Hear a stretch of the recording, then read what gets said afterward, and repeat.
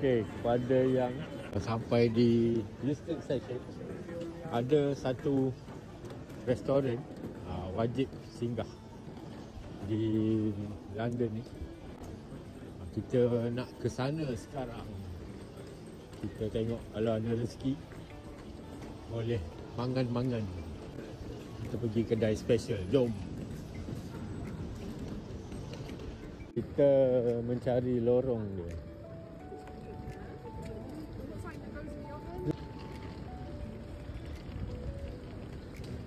Okay, tepi je tengok ni kedai pizza apa benda ni, Wetherspoon tu kat situ.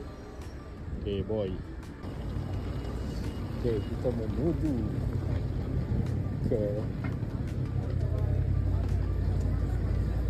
kedai favorit kita.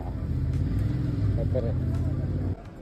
Ini antara kedai wajib bangun. Kita singgah kalau sampai di sini. Oh, orang dah ramai ni.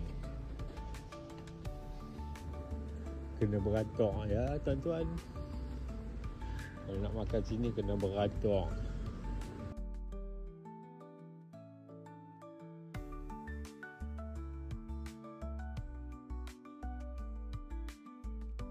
Sekarang kita menuju ke bawah tanah.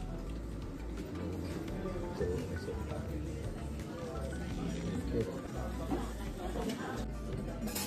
Nasi lemak 12, rendang 13, nasi goreng 11, mi goreng.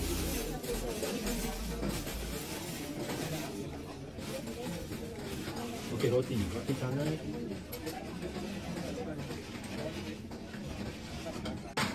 Ni tertarik. Okey. Ais limau, gula ais. Dia